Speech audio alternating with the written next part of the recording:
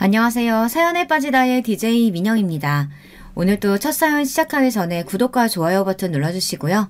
그럼 오늘의 사연 함께 만나볼게요. 안녕하세요. 저는 의류 도매업을 하고 있는 20대 후반의 여성입니다. 남편과 저는 꽤나 오래 연애를 했습니다. 제가 고등학생 때 처음 도매상에 발을 디뎠을 그 순간부터 아는 사이였죠. 처음에는 그저 패션에 관심이 많아 시장 조사나 하자는 마음으로 다녔어요. 하지만 어머니가 바람이 나서 동생들과 저를 버리고 야반도주를 한 뒤로는 생계를 위해서 다녔죠. 아버지께서는 배를 타고 먼 바다에 나가 계셨기 때문에 돌아오실 때까지는 어떻게든 버텨야 했거든요.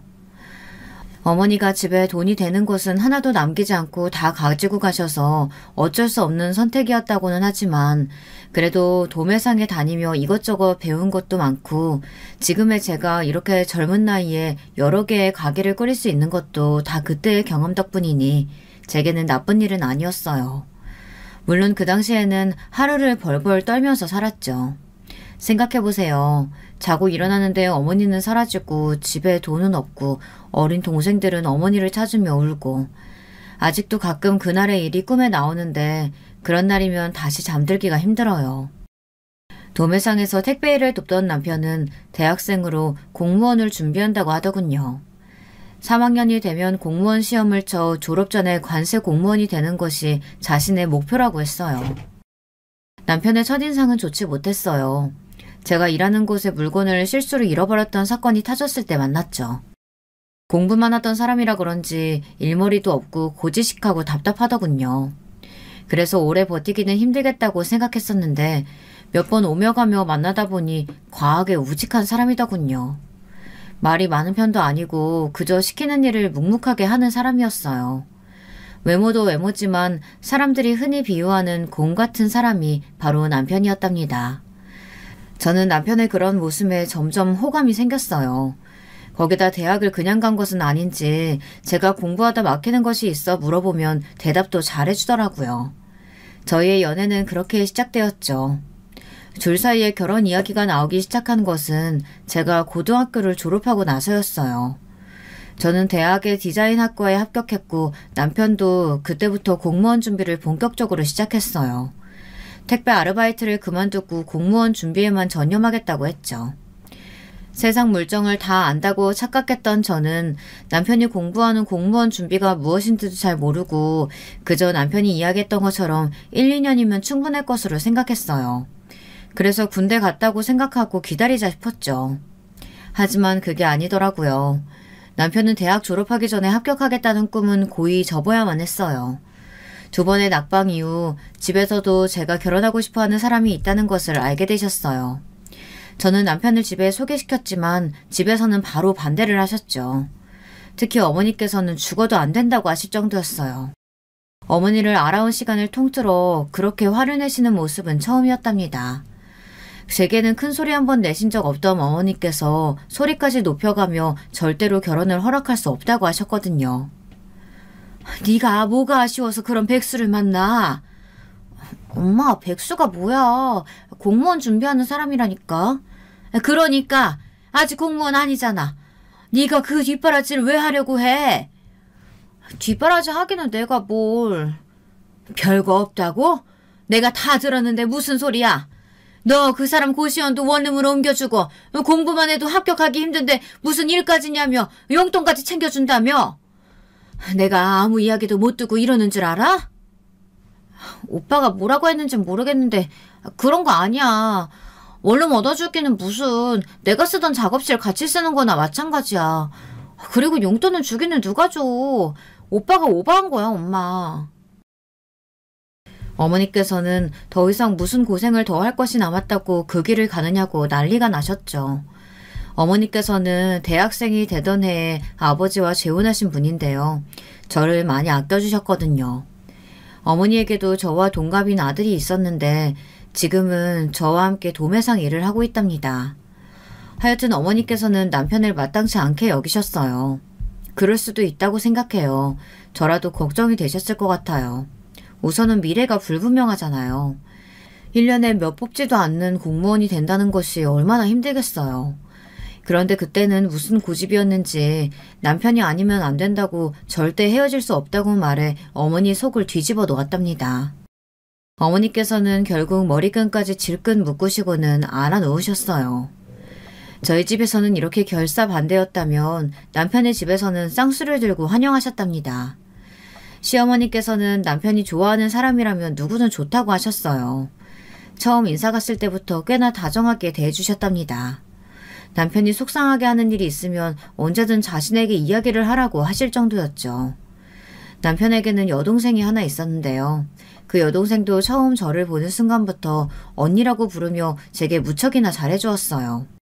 당시에 저는 시어머니가 어떤 사람인지는 상상도 하지 못하고 그저 시댁에서 환영받아 다행이라고 생각했죠.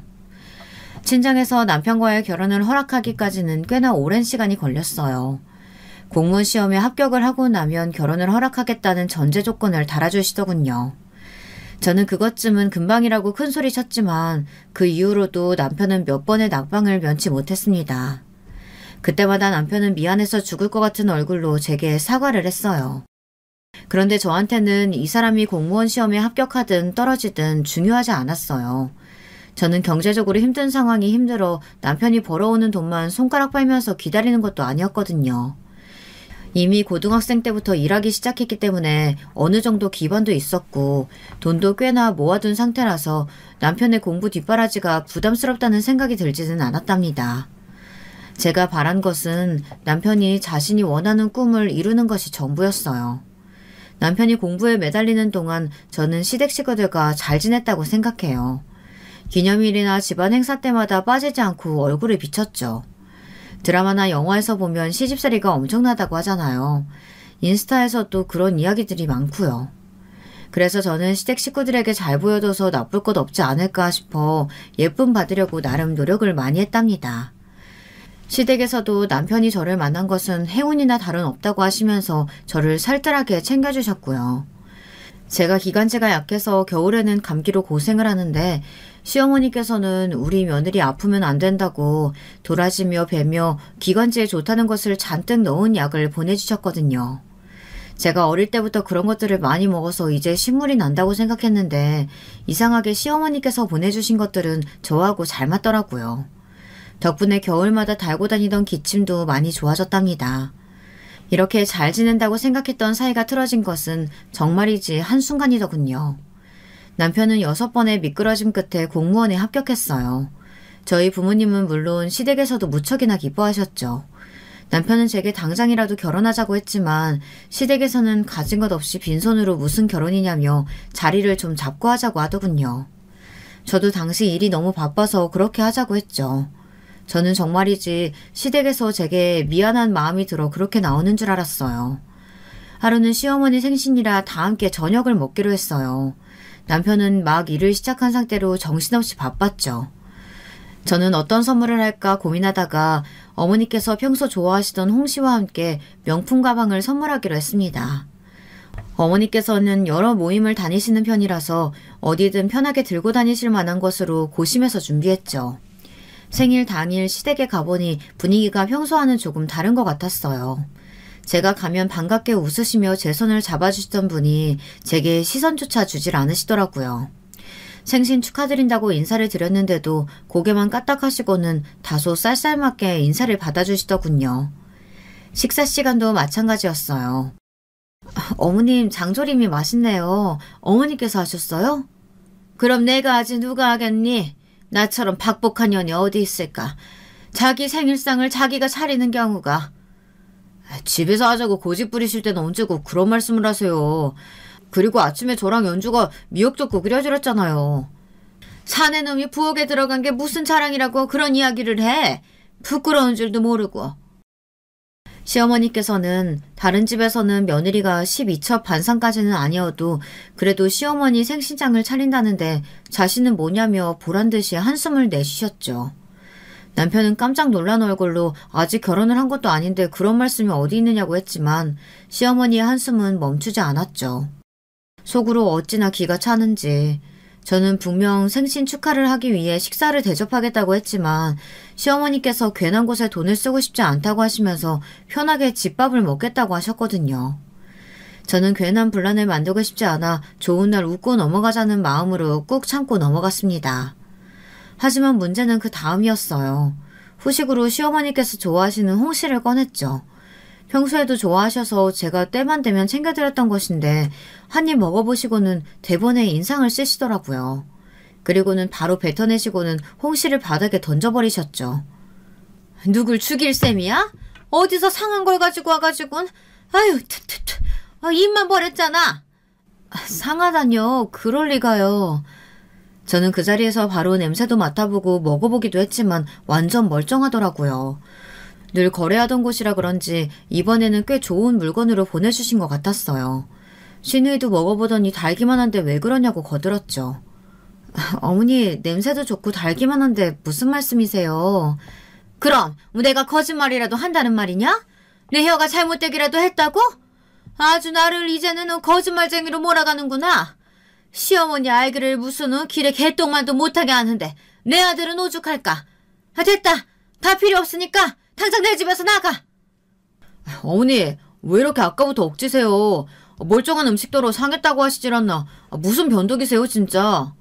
변덕? 이놈이 여자한테 눈이 멀어가지고 엄마한테 하는 걸 좀 보라지. 내가 널 어떻게 키웠는데요? 고작 여자 때문에.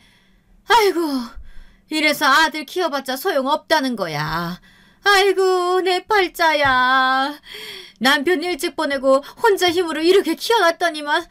아이고.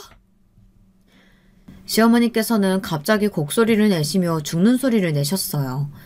저는 갑자기 벌어진 이 상황들이 당황스럽기만 했죠. 솔직히 말하면 시어머니 머리에 무슨 문제라도 생긴 것은 아닌가 싶은 생각까지 했답니다. 그렇지 않고서야 이렇게 나오실 리가 없잖아요. 남편은 시어머니의 그런 모습에 어쩔 줄 몰라 했고 시어머니는 저더러 괜히 시어머니 얼만 채우지 말고 나가라고 하더라고요. 그렇게 저는 쫓겨나듯 시댁을 나왔습니다. 지은 죄도 하나 없이 쫓겨나는데 정말 많은 생각을 했어요. 그렇게 저를 예뻐해 주셨는데 갑자기 달라진 이유가 뭘까? 아무리 생각해도 모르겠더라고요. 다음 날 남편은 아무래도 시어머니께서 밖에서 기분 나쁜 일이 있으셨던 모양이라고 제게 대신 사과를 했어요. 저는 불편한 마음이 들었지만 대수롭지 않게 여겼죠. 나중에 알았는데 지인이 며느리를 봤는데 며느리가 집도 해오고 차도 해오고 어마무지한 보석까지 해왔다고 하더라고요. 그 이야기를 듣고 나니 제가 성에 차지 않으셨던 거죠. 시어머니 생신 사건은 거기서 끝이 아니었어요. 일주일 정도 지났을까 시어머니께서 갑자기 제가 일하는 가게로 오셨습니다. 평소에도 시누이와 놀러 오셔서 마음에 드는 옷을 가져가시기도 하셨죠. 그런데 이번에는 완전 달랐어요. 투우사에게 돌진하는 황사처럼 해서는 오자마자 제 앞에 가방을 집어던지면서 소리를 지르시더라고요. 어찌나 큰 소리인지 시장 사람들의 시선을 단박에 집중시킬 정도였죠. 바닥에 나뒹구는 가방은 분명 제가 생신 선물로 사드린 것이었고요. 너는 시어머니 생신 선물이라고 하면서 선물한 게 고작 가짜 가방이냐? 어디서 이런 걸? 내가 오늘 이 가방 들고 나가서 얼마나 창피했는지. 진짜 너는 도대체 어떻게 생겨먹은 애가 시어머니 생신 선물로 가짜를 가져올 생각을 해? 가짜라뇨 어머니. 그럴 리가 없잖아요. 해외 매장에서 제가 직접 구한 건데 가짜라니. 어디서 무슨 말씀을 듣고 오셔서 이러세요. 가방에 보증서도 들어있었잖아요. 꼬부랑 글자 가득 적힌 그 종이 쪼가리? 그게 보증서인지 낙서인지 내 알 바 아니고 오늘 모임에 갔더니 이런 가방은 듣도 보도 못했다고 하면서 가짜에 아무 로고 붙인 티가 나도 너무 난다고. 내가 무슨 창피를 당했는 줄 알아? 어머니 저를 그렇게 모르세요? 제가 가짜를 왜 드리겠어요. 의심스러우시면 그 보증서 가지고 같이 아무 매장이나 가보자고요. 진짠지 가짠지. 이런 데서 가짜나 만들고 있는 네가 가져온 건데 진짜일 리가 있겠어? 애시당초 이런 가게 한다는 것 자체만으로도 볼장 다 본 거지. 아무리 네가 가짜를 만들어내다 판다고 해도 어떻게 시어머니 선물로 이런 쓰레기 같은 걸 가져올 생각을 해? 시어머니의 막무가내는 점점 더 심해졌고 주변 가게 상인들의 눈초리도 점점 더 사나워졌어요. 저는 제발 확인도 되지 않는 말을 그렇게 하지 마시라고 했지만 시어머니께서는 아무리 자기를 무시해도 그렇지 어떻게 이럴 수 있느냐고 더 소리를 높이셨죠. 그때였어요. 거래차에 다녀오던 오빠가 그 모습을 보곤 화가 머리끝까지 나서 저와 시어머니 사이에 나서서는 서슬 시퍼런 눈으로 시어머니를 노려보았죠. 진짜 말 같지 않은 소리 좀 그만하세요. 우리가 가짜를 내다 팔다니 그 말 책임질 수 있어요? 아무 말이나 다 지어내도 되는 줄 아시나 본데 명예훼손에 영업방해까지 확 신고해버리기 전에 당장 나가세요. 여기 있는 것들 중에서 내 동생 손 안 거친 디자인 없어요. 어디서 헛소리세요? 신고를 해? 잘못은 누가 했는데 누굴 신고한다는 거야? 해봐! 내가 무서울 게 뭐가 있다고! 오빠의 반응에 시어머니께서는 움찔하시는 것도 잠시 신고하면 누구 손해인지 따져보자고 하시더군요. 정말이지 뭘 믿고 저렇게 떳떳한지 모르겠더라고요. 시어머니는 자기 아들이 뭐하는 사람인지 아느냐고 큰소리를 치며 함부로 하지 말라고 하셨어요. 아니 공무원이 뭐가 얼마나 잘났다고 저러나 그런 생각마저 들었죠. 어떻게 알았는지 시누이가 헐레벅떡 달려와서는 이게 무슨 일이냐고 왜 시어머니를 핍박하느냐고 저를 노려보더군요. 어이가 없죠. 누가 누구를 핍박했다는 것인지.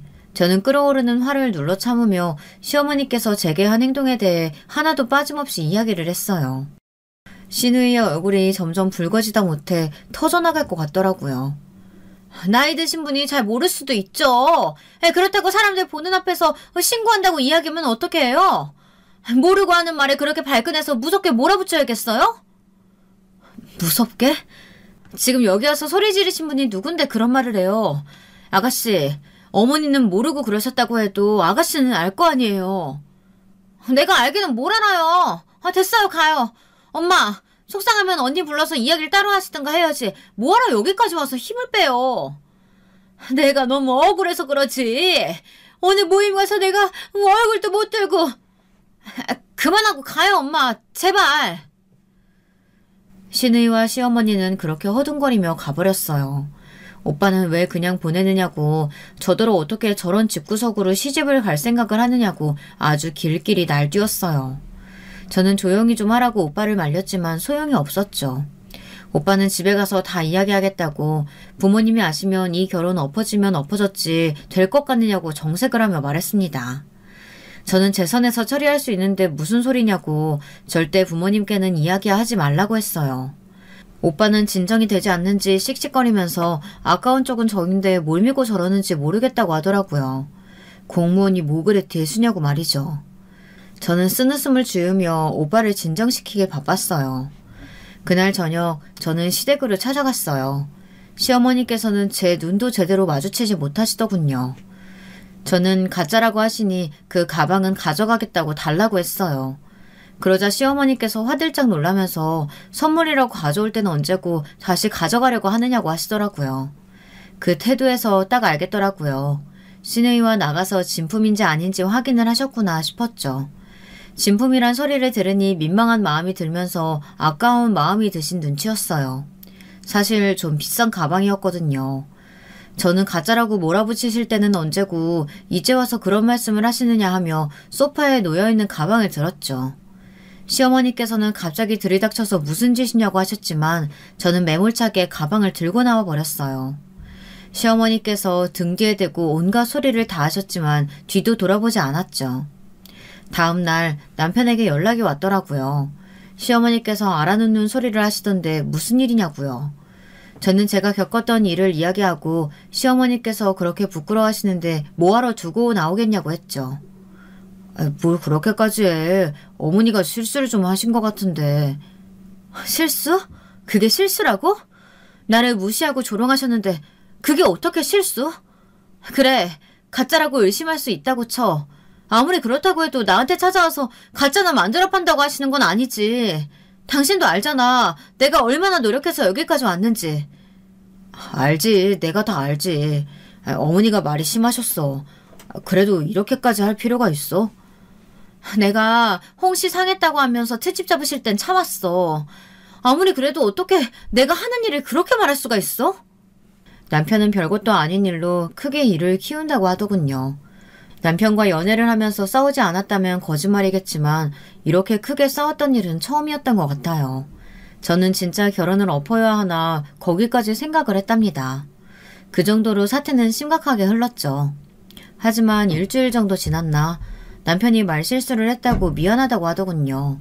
자신의 생각이 짧았다고 시어머니에게 확실하게 이야기를 해뒀으니 두 번 다시 기분 상할 일은 만들지 않겠다고요. 이때 확 돌아섰어야 했는데 알아온 시간도 있고 남편의 성격을 잘 알고 있었기에 저는 없던 일로 하겠다고 했어요.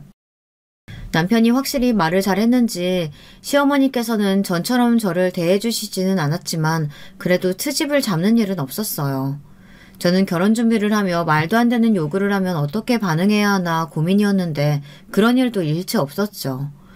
저는 그때의 일이 단순한 감정이 상해서 제게 화풀이를 하셨던가 보다 그렇게 생각하기로 했어요. 하지만 저의 이런 순진한 생각은 결혼식이 끝나는 것과 동시에 와장창 무너졌답니다. 저희 부부는 남편의 직장 근처에서 신혼살림을 시작했어요. 대출을 받아 25평의 아파트를 샀죠. 집을 살까 아니면 전세로 할까 한참 고민하다가 결국 집을 사기로 결정했죠. 남편은 제 이름으로 대출을 받은 것은 물론 집을 살 때 들어간 돈의 80%가 저에게서 나왔으니 당연히 집의 명의는 제 이름으로 하자고 하더군요. 저 역시도 그런 부분이 당연하다고 생각했고요. 지금 생각해도 제 명의로 해두기를 참 잘했다 싶어요. 결혼을 하고 나니 달라지는 것들이 좀 있더군요. 지금까지는 제가 마음대로 행동하고 계획을 세워도 저 하나만 생각하면 되었지만 가족이 생기고 나니 생각을 좀 더 크게 해야 했죠. 거기다가 행사들은 왜 그렇게 많은지 연애할 때는 몰랐는데 막상 결혼해서 보니 제가 챙겨야 할 것들이 많더라고요. 그나마 다행이라면 돌아가신 시아버지를 비롯한 재산은 없었다는 거예요. 재산은 절에서 따로 지낸다고 하더라고요. 하지만 마른 하늘의 날벼락이라고 전혀 생각지 못한 일이 벌어졌어요. 시어머니께서 저를 집으로 부르시더니 갑자기 올해부터 제사를 지내겠다고 하시더군요. 남편이 결혼에 며느리도 들어왔는데 굳이 절에서 지낼 필요 있겠느냐고 말이죠. 이런 시어머니가 있다는 이야기 들었지만 제가 그런 시어머니를 만날 거라고는 생각도 못했어요. 어머니, 지금까지 제사는 한 번도 지내보신 적 없다고 하지 않으셨어요? 전에 저한테 그렇게 말씀하셨잖아요. 어머니도 시집와서 한 번도 해본 적 없다고 말이에요. 너랑 나랑 같아? 나야 하루 먹고 사는 게 힘들었고. 뭐야, 너 지금 시아버지 제사 지내기 싫다는 말이니? 그럼 이번 제사는 어머니께서 어떻게 하시는지 알려주세요. 저희 집은 기독교라 제사를 지내본 적이 없거든요. 제사 음식도 할 줄 모르고요.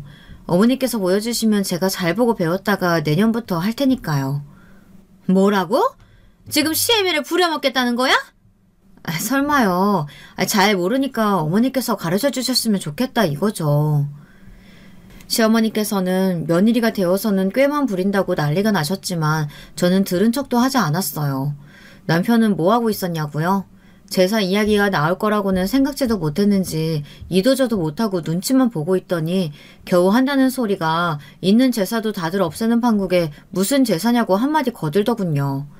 그것마저도 시어머니께서 우는 소리를 내며 그동안 제사를 지내지 못한 것에는 다 이유가 있었다고 하시자 시어머니를 달래기 바빴죠. 그렇게 어영부영 넘어가더니만 결국 시댁에서는 제사를 지내게 되었답니다. 제사 당일 시어머니께서는 잔뜩 준비를 하고 저를 기다리셨어요. 무엇을 찾아보셨는지 모르겠지만 온갖 재료들이 주방에 차고 넘치더라고요. 제사를 지내본 적이 없던 저로서는 시어머니께서 시키는 대로 해야 했죠. 저는 모르는 것들 뿐이라 하나하나 물어보면서 할 수밖에 없었답니다. 제가 일부러 그런 것은 전혀 아니지만 시어머니께서는 본인도 모르는데 제가 자꾸 물어보니 짜증이 나신 것 같았어요. 너는 도대체가 시집 온다는 애가 어떻게 친정에서 배운 게 하나도 없어? 말씀드렸잖아요, 어머니. 저희 집은 기독교라 제사를 지낸 적이 없다고요. 아무리 그래도 어떻게 아는 것이 이렇게 없어? 하긴 바람나 집 나간 엄마가 뭘 가르쳤겠어. 이래서 정상적인 가정에서 자란 아이를 데려왔어야 하는데. 시어머니의 말씀에 순간 눈에 불이 붙었어요. 친어머니에 대한 이야기는 제게 있어서 절대 손대서는 안 되는 부분이었거든요. 저는 하던 것을 내려놓고 벌떡 일어났습니다. 시어머니께서는 깜짝 놀란 얼굴로 저를 보셨고요. 저는 앞치마를 거칠게 벗고는 아무런 도움이 되지 못하는 것 같으니 가보겠다고 했어요. 시어머니께서는 지금 어딜 가느냐고 소리를 지르셨고 그 소리에 남편이 깜짝 놀라며 무슨 일이냐고 했죠. 어머니, 아무리 그래도 해서 되는 말이 있고 하시면 안 되는 말이라는 게 있는 거예요. 내가 틀린 말 한 것도 아니고 뭘 그렇게 발끈해서? 네가 이러는데 내가 어떻게 잔소리를 안 해? 당연히 가정교육이 엉망이란 소리 할 법도 하지. 저희 어머니가 바람나서 집 나갔다는 소리는 왜 하시는데요? 어떻게 그런 말씀을 얼굴색 하나 바뀌지 않고 하세요? 내가 내 입으로 말하겠다는데 네 눈치 보고 해야 되니? 어머니, 지금 무슨... 그만 좀 하세요. 그게 며느리한테 하신 말씀이세요? 남편이 얼굴이 하얗게 질려서는 시어머니께 그만 좀 하라고 소리를 질렀어요. 시어머니께서는 지어낸 말도 아닌데 뭐가 문제냐고 하셨죠. 남편은 할 줄도 모르는 제사를 왜 갑자기 지내겠다고 하셔서는 괜히 저한테 상처 주는 말을 하신다고 화를 냈어요. 시어머니께서는 오늘이 무슨 날인데 소리를 높이냐고 돌아가신 시아버지를 목 놓아 부르셨어요. 차라리 자신을 데려가질 그랬냐고 하시는데 어른께 할 말은 아니지만 가증스럽다는 기분까지 들었죠. 제사는 당연히 엉망이 되었어요. 남편이 겨우 말려서 그 자리를 박차고 나오지 못했죠.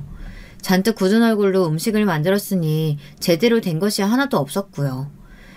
늦게 일을 마치고 돌아온 시누이는 개판에 가까운 제사상을 보고는 차라리 절에 모시는 것이 낫겠다며 집에서 이게 무슨 일이냐고 하더군요.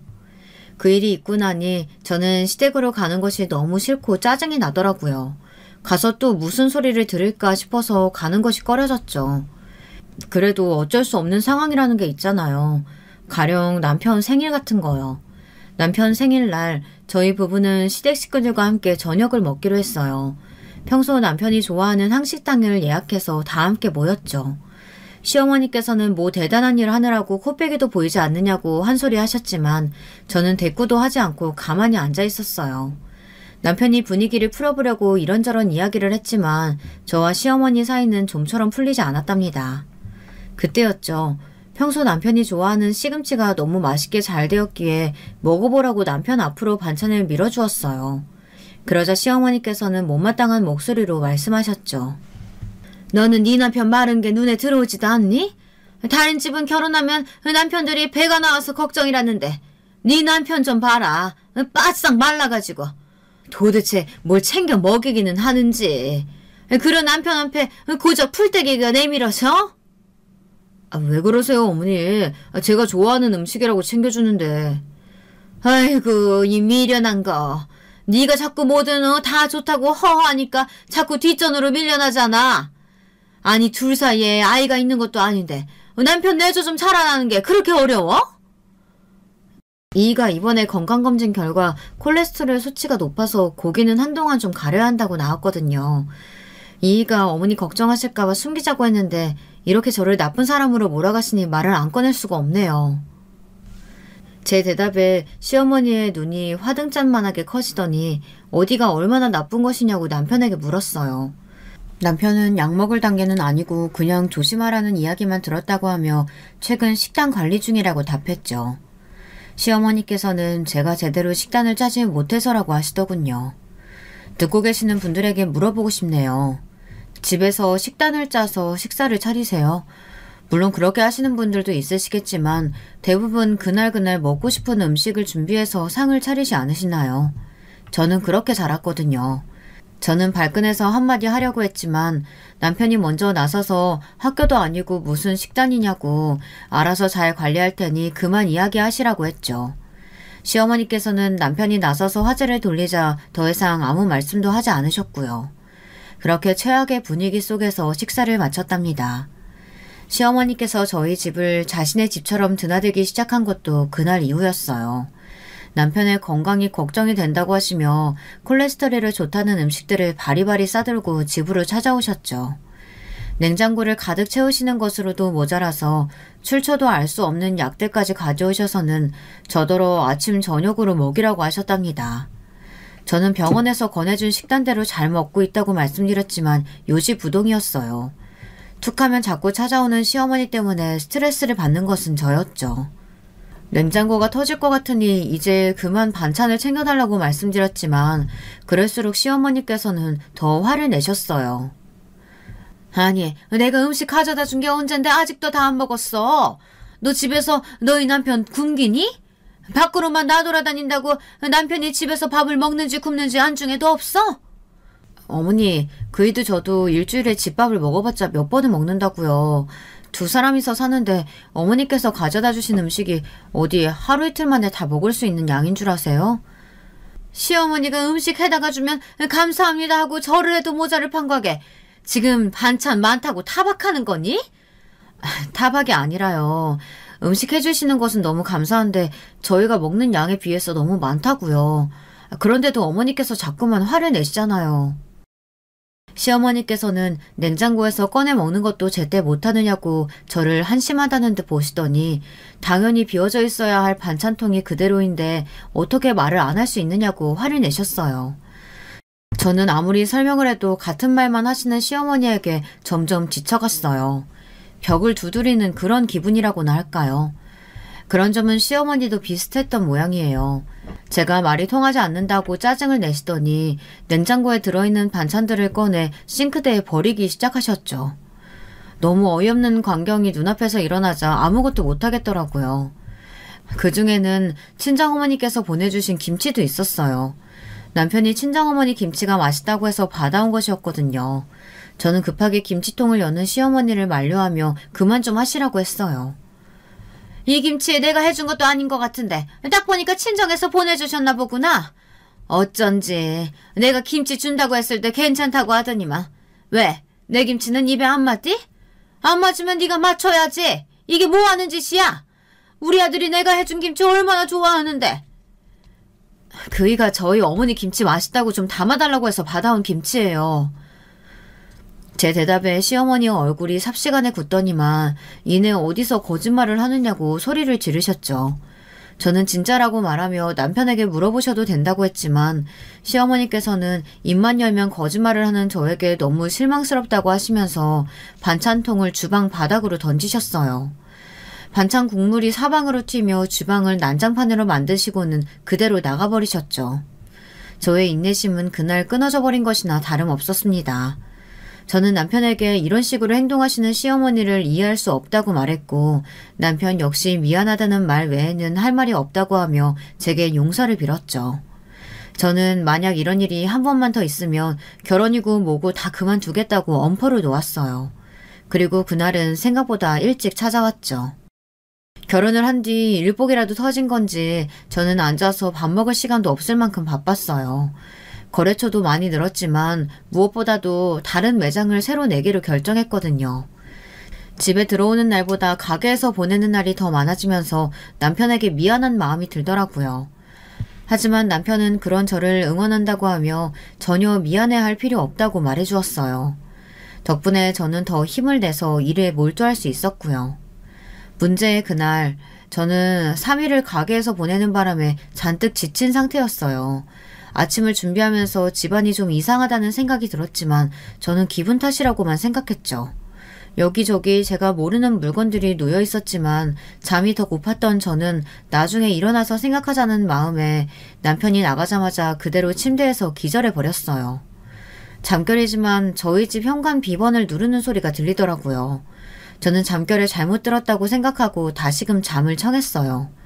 하지만 제가 잘못 들은 것이 아니더라고요. 몇 번이나 더 반복적으로 비번을 누르는 소리가 들리더니 이내 벨이 울렸어요. 집에 오기로 한 사람이 없었기 때문에 저는 귀찮은 마음에 꿈쩍도 하지 않았답니다. 가만히 있으면 알아서 가겠지 싶었거든요. 그런데 포기를 모르는지 벨소리가 멈추지를 않더라고요. 결국 저는 지친 몸으로 일어나 문을 열었죠.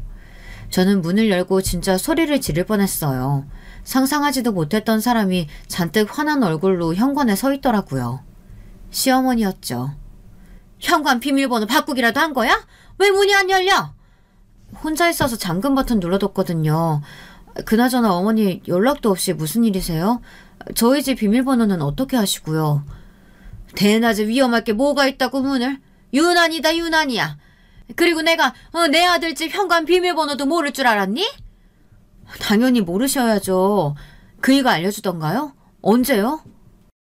시어머니께서는 보름 전 제가 출장을 간 사이에 저희 집에 굴을 가져다 놓으려고 남편에게 물어보셨다고 하더군요. 남편이 워낙 굴을 좋아해서 싱싱한 것으로 가져왔는데 제가 중국 출장으로 연락도 안 되고 남편도 퇴근 전이라 어쩔 수 없이 알려준 것 같았죠. 저는 아무리 그래도 이렇게 말씀도 없이 밀고 들어오시면 안 된다고 했어요. 저는 분명 부드럽게 말씀을 드렸는데 시어머니께서는 바로 짜증을 내셨죠. 얌전히 남편 내줘나 하며 애 나가질 것이지 무슨 대단한 일을 한다고 툭하면 집을 비워? 집을 그렇게 개판으로 만들어 놓고 나다니고 싶디? 어머니, 그 뒤로도 계속 오셨어요? 그래, 그랬다. 뭐 어쩌라고? 내가 잘못이라도 했니? 떳떳한 시어머니의 모습에 할 말을 잃은 것은 저였어요. 물론 제가 밖에 일이 바빠서 집안이 어수선했던 것은 사실이기는 했어요. 하지만 저도 남편도 가사일은 분담해서 잘하고 있다고 생각했는데 그동안 시어머니께서 오셔서 마음대로 정리를 했다고 생각하니 화가 나더라고요. 그 와중에 시어머니께서는 안방으로 들어가셔서는 베개 속에 부적을 꺼내셔서는 다른 것으로 바꾸셨죠. 저는 그런 것이 들어있는 줄은 꿈에도 몰랐기 때문에 충격을 받았어요. 지금 그게 뭐냐고 떨리는 목소리로 물었더니 시어머니께서는 아들을 낳게 해주는 부적이라고 하시며 정기적으로 바꿔줘야 한다고 하셨죠.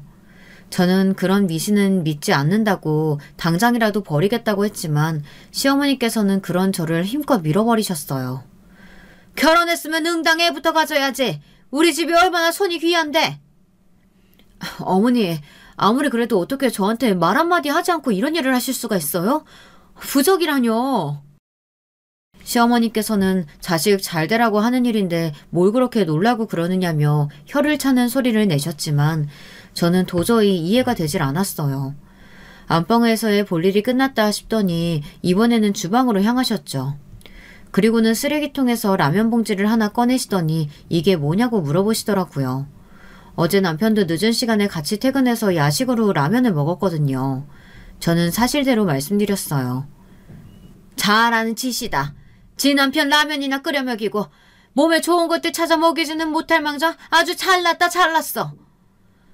그이도 저도 너무 피곤해서 그냥 라면 먹은 걸 가지고 이렇게 화내실 일이에요? 시어머니께서는 제가 잘못도 모른다고 어디서부터 가르쳐야 하느냐고 하시더라고요. 저는 도대체 뭘 잘못했는지 전혀 알 수가 없었죠. 시어머니께서는 밖에서 큰일하는 남편을 그렇게 홀대해서 얻는 게 뭐냐고 하시더군요.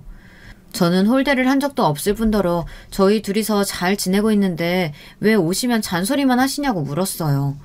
그런데 시어머니 입에서 상상할 수도 없는 말이 나오더라고요. 네가 밖에서 뭘 하는지 내가 어떻게 알아? 말로만 일한다고 하고 밖에서 남자랑 놀아날지 뭘 알겠냐고. 그 피가 어딜 가겠어? 지금 뭐라고 하셨어요, 어머니? 네 엄마도 바람나서 나갔다며? 너라고 다르겠니? 보고 배운 게 그것뿐일 텐데. 여자가 밖으로만 나돌아다니는데 그런 의심이야 당연한 거 아니냐고. 제 머릿속 어디선가 툭 하고 끊어지는 소리가 나는 것 같았어요. 저는 잔뜩 굳은 얼굴로 시어머니의 팔을 잡아 끌고는 당장 이 집에서 나가시라고 했죠. 시어머니께서는 어디 손을 대느냐며 제 팔을 쳐내셨지만 저는 무시하고 당장 내 집에서 나가달라고 말했어요. 내 집? 이년이 미쳤나? 여기가 내 아들 집이지 어떻게 네 집이야? 어머님, 왜 여기가 그이 집이에요? 저희 결혼할 때 그이 빈손이나 다름없었잖아요. 가구며 전자제품이며 제가 대부분 다 했는데 무슨 말씀이세요? 당연히 제 집이죠. 순간 눈앞에 별이 보이면서 한쪽 귀에 삐하고 이명이 들리기 시작했어요. 시어머니께서 있는 힘껏 제 뺨을 때리셨거든요. 입안이 터졌는지 알싸한 피맛이 났죠. 시어머니께서는 남편을 공경할 줄 모른다며 길길이 날뛰기 시작하셨어요. 이년아, 내 아들 집이지 왜 이게 네 집이야? 이 집 가장이 누구냐고? 내 아들이잖아. 그리고 내 아들 집에 내 맘대로 오겠다는데 네가 뭔데 나가라 마냐냐고? 꼭지가 확 도는 기분이 들었어요. 2년 전년 소리 듣는 것도 화가 치밀어 올랐지만 자기 아들 집이라고 생떼를 쓰는 시어머니를 보고 있자니 더 이상 참을 수가 없더라고요. 저는 결혼이고 뭐고 다 끝내야겠다는 생각이 들었어요. 그동안 참을 만큼 충분히 참았다는 생각도 들었고요. 아줌마, 여기 내 명의로 된 내 집이거든요. 대출받을 때도 내 이름으로 했고 여기 들어간 돈도 다 내가 벌어서 가져온 돈이라고요. 아줌마 아들이 이 집에 한 것이라고는 냉장고와 세탁기가 전부야. 알아? 2년이? 눈이 돌아가지고 지금 어디서 어른한테 덤벼들기를. 그래, 나는 돌았다. 그럼 아줌마는? 아줌마는 제정신이고? 이미 분노로 머릿속이 하얗게 되어버린 저는 시어머니를 아줌마라고 부르면서 당장 내 집에서 나가라고 말했어요. 저의 이런 말에 시어머니께서는 금방이라도 쓰러지실 것처럼 온몸을 부르르 떨며 미쳤다는 말만 반복하셨죠. 그리고는 대뜸 당장 머리 받고 빌라고 하시더라고요. 저는 코웃음을 치며 제가 왜 그래야 하느냐고 대꾸했어요. 아줌마, 당장 나가. 지금 내 집에서 안 나가면 무단 침입으로 확 경찰 부를 테니까. 내가 못할 것 같아? 이런 무례한. 아무리 보고 배운 게 없어도 시어머니한테 아줌마라니. 시어머니? 당신이 왜 내 시어머니야? 내가 어머니 불러주니까 진짜 어머니라도 된 줄 아는 것 같은데. 아줌마, 나 당신 아들이랑 아직 혼인신고도 안 한 사이야. 알아? 저의 폭탄 선언에 시어머니께서는 그 자리에서 한 발자국도 움직이지 못하셨어요. 떨리는 목소리로 혼인신고를 왜 안 했느냐고 되물어보셨죠. 저는 팔짱을 끼며 태연하게 말했어요. 남편이 바쁘다는 핑계로 좀 미루자고 해서 미루고 있었다고 말이죠. 시어머니께서는 떨리는 목소리로 그럴 리가 없다고 했지만 저는 그 자리에서 바로 남편에게 전화를 걸었어요. 그리고는 스피커폰으로 남편에게 물었죠. 우리 혼인신고 언제 하러 가? 그게 뭐가 급하다고 그래. 좀 천천히 하자. 천천히. 나 바쁘니까 나중에 이야기해. 시어머니는 그제야 저희 부부가 결혼만 했지 법적으로는 아무런 사이가 아니라는 것을 알게 되셨어요. 시어머니는 넋이 나간 사람처럼 가만히 계셨죠. 제가 나가라고 하는 말이 시어머니 귀에는 전혀 들리지 않는 것 같았어요. 저는 시어머니를 그대로 밖으로 내보내고 문을 닫으려고 했어요. 그러자 갑자기 시어머니께서 저를 밀치시고는 무슨 수작을 부렸기에 남편이 저렇게 나오느냐고 하셨죠. 저는 수작도 없었고 서로 바빠서 시간을 낼 여유가 없었을 뿐이라고 했어요. 하지만 시어머니께서는 분명 무슨 음모가 있는 것이 분명하다고 제게 무슨 생각으로 그런 일을 꾸미느냐고 말도 안 되는 억지를 쓰셨어요. 결국 저는 경찰에 전화를 해야만 했죠. 곧 경찰들이 도착했고 저는 불법 주거 침입이라고 말하며 시어머니를 끌고 가달라고 말했어요. 시어머니께서는 내 아들 집에 왔을 뿐인데 며느리가 시어머니를 신고했다고 난리를 치셨지만 소용이 없었죠. 경찰서에 가서도 시어머니께서는 욕을 하시며 저를 때리려고 하셨어요. 곧 남편이 땀을 뻘뻘 흘리며 경찰서로 왔습니다. 시어머니께서는 무슨 구세주라도 만난 것처럼 남편을 붙들고 하소연을 하셨죠. 남편은 이렇게까지 할 필요가 있느냐고 하더군요. 순간 결혼 전의 사건이 생각나더라고요. 그때도 이렇게까지 할 필요가 있느냐고 남편이 말했었는데 말이에요. 나도 참을 만큼 참았고 내가 당신이나 당신 어머니한테 잘못한 거라고는 하나도 없거든. 나도 잘 지내고 싶었지만 어쩔 수가 없네. 더 이상은 내가 당신 어머니 며느리로 못 살 것 같으니까 정리하자. 정리하자라는 말이 어떻게 그렇게 쉽게 나와. 아니 어머니 입장에서는 그저 나랑 당신이 걱정이 되니까. 우리 엄마 아빠가 당신 걱정된다고 말 함부로 하시는 거 봤어? 우리 부모님이 내 걱정 핑계로 당신한테 싫은 소리 한 번이라도 하신 적 있으시냐고. 그냥 좀 한 귀로 듣고 흘리면 될 일을 가지고 너무 크게 일을 만드니까. 그러니까 나는 당신이 말한 것처럼 못 살겠으니까 그냥 정리하자고. 당신 짐은 내가 싸서 보내줄게. 당신이 결혼하면서 가져온 것들은 내가 돈으로 쳐서 입금시켜 줄 테니까 그냥 여기서 깔끔하게 갈라서자. 남편은 무슨 말도 안 되는 소리를 하느냐고 저를 붙들었지만 저는 뒤도 돌아보지 않고 경찰서를 나왔어요. 그 뒤로 몇 번이나 남편이 다시 이야기를 좀 하자고 했지만 저는 거절했죠. 들을 말도 없었고 할 말도 없었거든요. 남편도 지치는지 더 이상 연락이 오지 않더군요. 그렇게 저희는 이별을 했습니다. 그날 이후로 남편을 만난 적도 시댁 사람들과 부딪힌 적도 없죠. 대출이 걸려 있어서 당장에 이사를 할 수도 세를 줄 수도 없는 상황이라 우선은 동생에게 쓰라고 하고 저는 가게 근처 원룸에서 지내고 있습니다. 현실에서 도피할 목적은 아니지만 일에 좀 더 많은 애정을 쏟고 있죠. 제 이야기를 지금까지 들어주신 여러분, 남편의 말처럼 별일 아니다 생각하고 그냥 귀 닫고 살았어야 했을까요? 여러분들의 생각이 궁금하네요.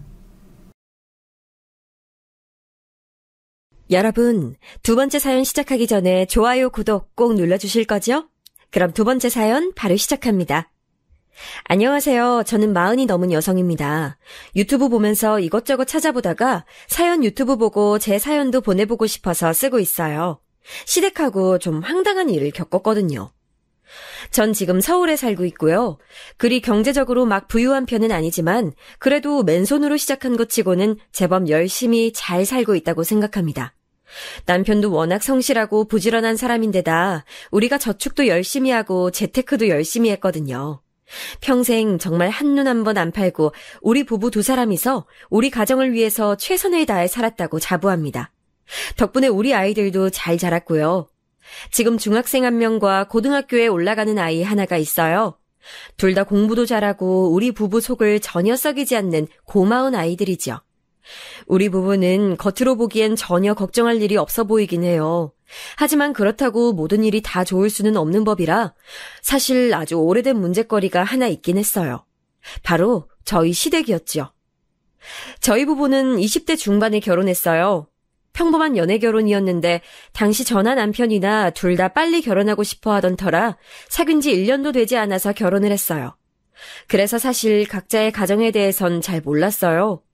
제 쪽은 그냥 평범한 부모님 밑에서 자랐고 상당히 온화한 가정이었기 때문에 저희 친정은 그리 문제될 것이 없었죠.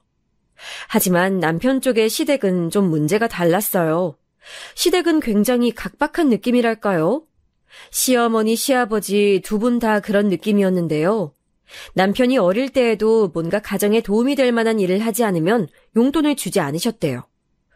예를 들어 쓰레기 치우기라거나 설거지라거나 청소라거나 이건 뭐 아이 경제관념을 기르기 위해서 그럴 수 있다 치는데 심지어 밥까지도 그랬다는 거예요. 시어머니는 남편이 제대로 청소를 하지 않으면 맨밥에 간장만 줬고 어떤 땐 간장도 없이 맨밥만 먹으라고도 했대요. 난 진짜 그때부터 우리 어머니 별로 안 좋아했어. 남편은 지금도 그때를 생각하면서 투덜거릴 때가 많아요. 아니, 내가 뭐 고등학생, 대학생 이럴 때도 아니었다니까. 중학교도 들어가기 전이었어. 그 어린이한테 내가 지금 이만큼 무사히 큰 게 다행이지. 그러게, 아동기에 영양 섭취 제대로 안 되면 잘 안 큰다는데 왜 그러셨지? 당신은 그래도 평균보다 큰 편이잖아요. 그러니까 말이야. 우리 어머니 아버지가 뭘 하시는지 알아? 그 유전자도 당신들 거니까 평생 고마워하면서 살래. 그리고 맨날 나한테 그 허술한 밥상 주면서 나중에 당신들 늙으면 용돈 한 달에 500씩 주면서 모시고 살아야 한다고 맨날 그랬어. 사실 저희 부부 중 시부모님과 사이가 더 안 좋은 건 남편이었어요. 저라도 시부모님처럼 저를 키운 부모님이었다면 남편처럼 알러지를 일으켰을지도 모르겠어요. 겉으로 보기에 시댁은 매우 정상적인 가정처럼 보였고 사실 남편이 당했던 게 아동학대인가 아닌가도 잘 모르겠긴 하지만 그렇게 좋은 교육 방법이 아니었던 것만은 확실하지 않나요? 그런데 또 형은 그렇게 교육을 안 시켰단 말이야. 그러게 말이야. 지난번에 추석 때 술 마시면서 당신이 그 얘기 꺼내니까 아주버님은 금시초문이라는 듯이 말씀하시던데? 형은 장남이라고 뭐든지 프리패스였어. 얼마나 차별을 받았는데. 잘못해도 회초리 한 번 맞은 적 없고 매번 청소나 설거지 안 해도 어머니가 쫓아다니면서 밥을 먹였다고. 내가 형하고 이야기 안 한 지 오래됐는데 지난번 추석 때 한 번 이야기한 게 처음이거든. 역시나 말 섞고 괜히 내 속만 터졌지. 남편은 매번 시부모님과 아주버님 이야기만 나오면 고개를 절레절레 흔들었어요. 실제로도 시부모님은 마치 아주버님과 남편이 다른 피인 것처럼 대하셨지요. 집안의 장남인 아주버님과 둘째 아들인 남편. 얼핏 생각하면 작은 아들이 더 예쁠 것 같은데 전혀 아니었나 봐요. 특히 시아버지도 가족 많은 집의 장남이라 장남이 귀했다고 하더라고요. 그중에 사귀던 사람이랑도 잘 안 되고 아주버님 위로 시어머니께서 임신을 했다가 유산까지 하신 상황이었기에 아주버님이 태어났을 때 엄청나게 기뻐하셨다고 하더라고요.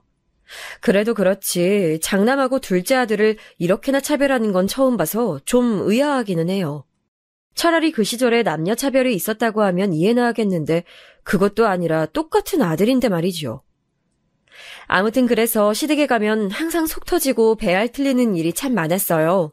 명절이 되면 친척분들이 많이 오는 집이라서 음식을 할 일이 참 많았는데 언제나 저희 부부가 먼저 도착해서 있으니 자연히 일도 저희가 더 많이 하게 됐죠. 저는 일 많이 하는 걸 피하는 성격도 아니고 해야 되면 기분 좋게 하는 타입이거든요. 그래서 뭐 어느 정도 상황에 따라 제가 더 많이 일을 하는 건 상관이 없어요. 다만 그게 매해 반복되고 10년이 넘도록 계속 저 혼자 음식을 한다면 문제가 좀 있죠. 어머님, 아니 뭐 이렇게 많이 사놓으셨어요? 많긴 뭐가 많냐. 육전하고 동태전 아무리 많이 해놔도 너희 친척들 몇 명 왔다 가면 아주 싹 쓸어가지고 간다. 어머님이 너무 많이 싸주시니까 그렇지요. 다들 좀 적당히 가져가야 다음 손님이 드시는데. 뭐? 예끼 이거사! 그렇다고 손님한테 음식 한 통을 안 싸보내니? 우리가 조금 더 많이 하면 되는 것을. 하지만 어머님, 이거 다 하려면 진짜 골 빠져요. 얼마나 힘든데요. 너 지금 네가 일한다고 유세 떠는 거냐? 됐다 됐어, 너 나와. 늙은 내가 하고 말지. 젊은 것이 유세 떠는 꼴 난 못 본다.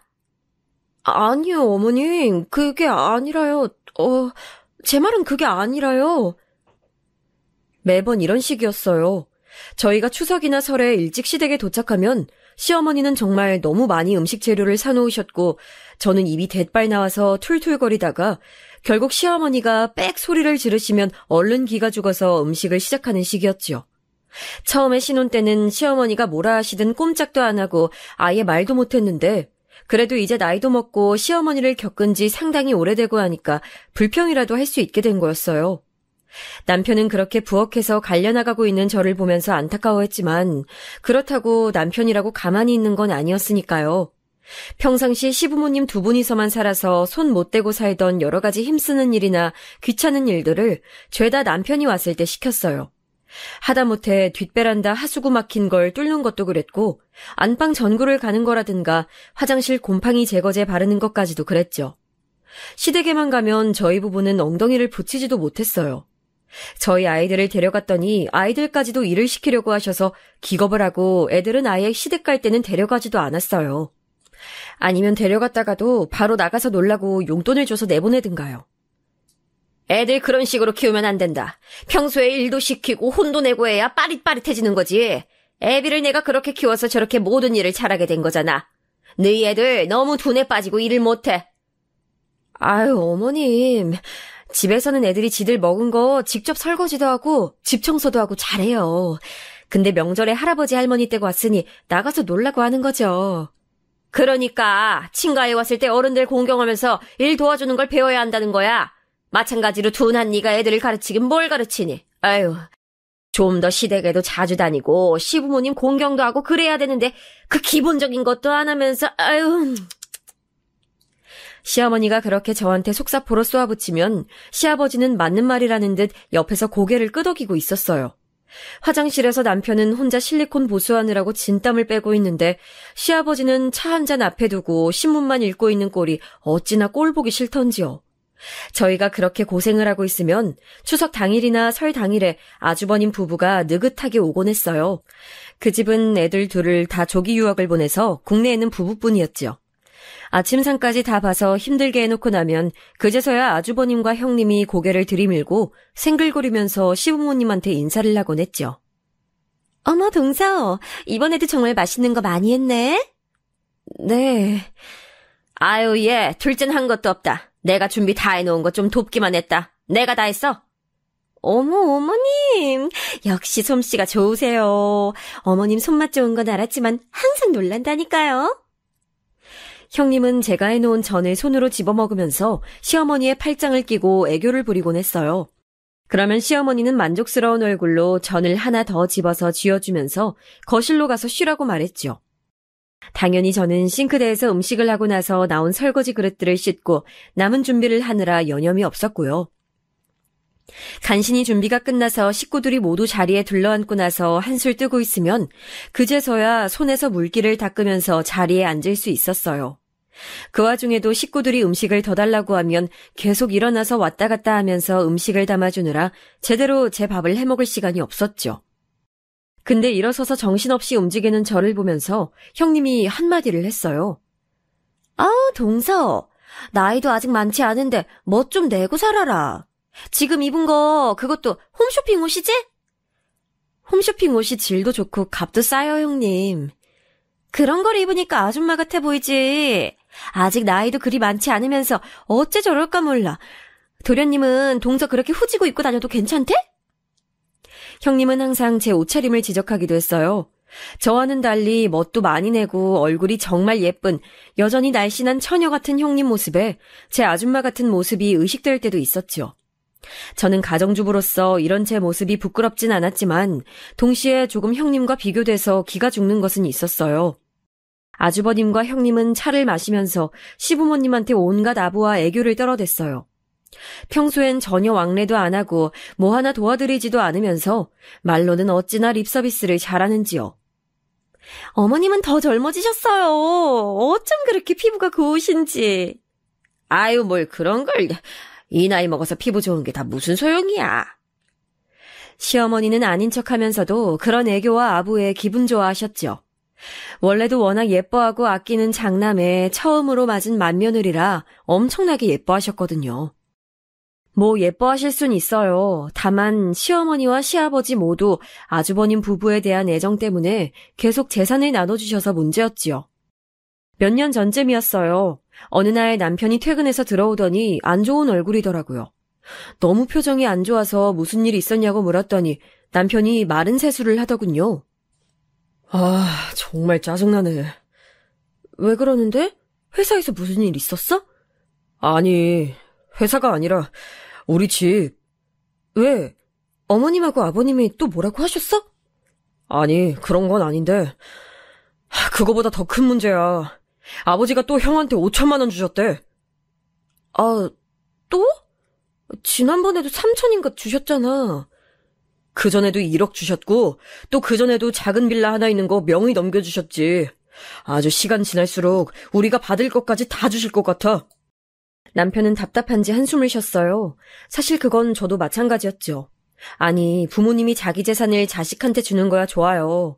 하지만 자식이 둘 이상일 때는 적어도 둘 사이에 감정이 상하지 않을 정도로는 배려를 해주셔야 하는 거 아닐까요? 시댁에 아무런 도움도 주지 않는 아주버님 댁은 그저 장남이라는 이유 하나로 계속해서 돈을 대주고 계셨어요.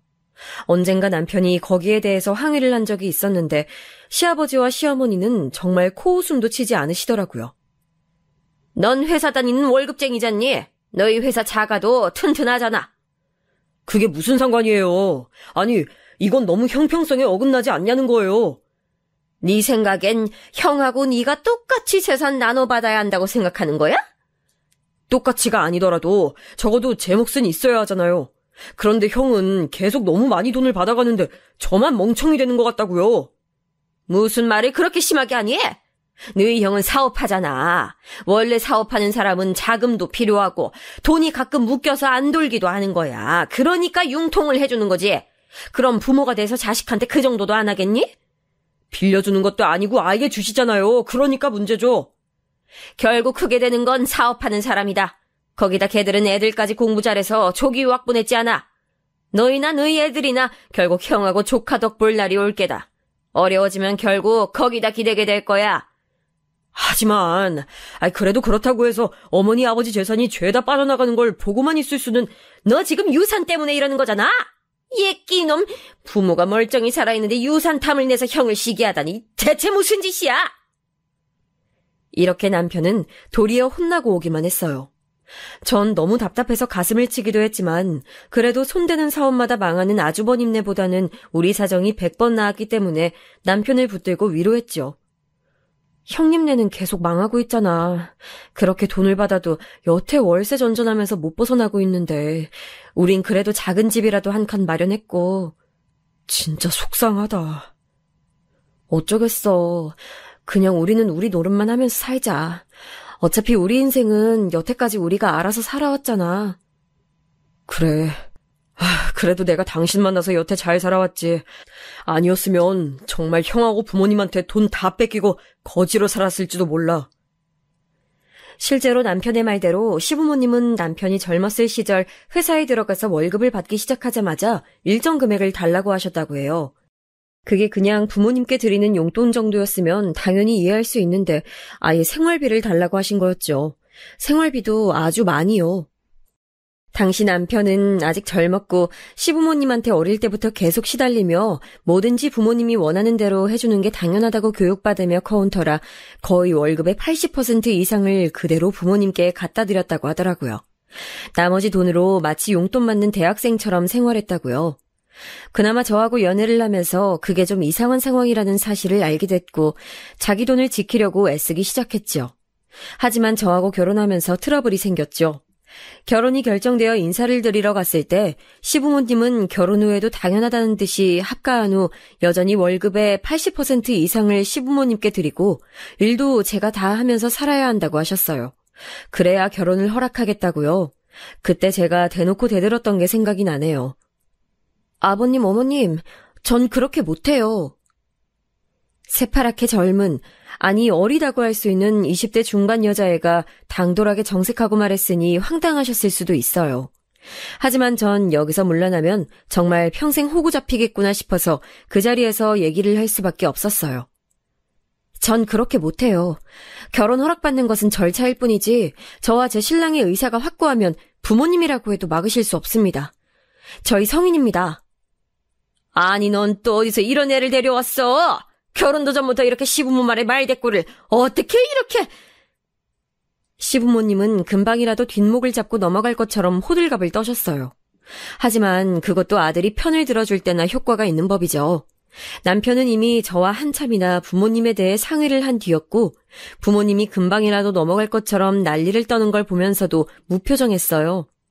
남편이 물끄러미 시어머니를 바라보니까 시어머니가 움찔하면서 시끄럽게 떠드는 걸 멈추시더라고요. 부모님이 뭐라고 하시든 결혼할 겁니다. 그럼 합가하고 네 월급 지금처럼 그냥 우리한테 주면 된다. 다른 말 할 거 없어. 다른 말 할 거 없이 제 돈은 제 거고 제 인생도 제 겁니다. 시아버지의 호통에 남편이 단호하게 딱 잘라 말했어요. 사실 남편도 그렇게 물렁한 성격만은 아닌데 그간 뭐가 옳은지를 아예 모르고 있었던 거였거든요. 시아버지와 시어머니는 난생 처음 보는 남편의 모습에 너무 놀랐는지 말을 잃은 채로 쳐다보고 계셨고 전 속으로 만족스러워했죠. 시어머니와 시아버지는 아예 저와 남편이 설득의 여지가 없다는 사실을 알자 손을 떨면서 조금 있다가 의논하자고 하셨고 저와 남편은 의논할 일 없다고 매달 용돈은 저희가 정하는 만큼 드릴 거고 저희는 결혼할 거라고 하고 나와버렸어요. 그렇게 한 결혼이었어요. 시부모님은 그때 저희가 그렇게 말한 이후로 다시는 거기에 대해서 말씀을 하지 못하셨어요. 아마 평생 얌전하게 순종적이었던 아들이 난생 처음 대들었던 것이 충격이었는지도 모르겠어요.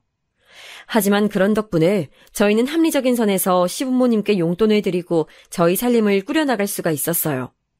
남편의 월급은 많지도 적지도 않은 평균적인 수준이었기에 열심히 아끼고 모아서 정말 서울 외곽에 그럭저럭 낡고 작은 아파트를 사고 아이들을 키울 수가 있었죠. 겨울엔 난방 덜 틀려고 집안에서 두터운 스웨터를 입고 슬리퍼를 신고 지내는 생활이 아주 익숙했지요. 얘들아, 안 쓰는 방 불은 항상 끄고 다녀야 한다고 엄마가 말했지? 네, 엄마. 그리고 뜨거운 물 쪽으로 수도꼭지 해놓으면 안 돼. 그럼 안 쓸 때도 보일러가 돌아가. 저희는 아이들도 근검절약하는 생활을 익혀놓는 것이 좋다고 생각해서 어릴 때부터 그런 식으로 교육을 시켰어요. 하지만 아주버님네는 전혀 그런 생활과 거리가 멀었어요. 아주버님네는 아이들을 전부 조기 유학을 보냈는데 요즘 애들은 어려서부터 영어 공부시켜야 나중에도 잘할 수 있다면서 아이들 교육에 큰 열의를 보이지 않는 저희를 어리석다면서 비웃었어요.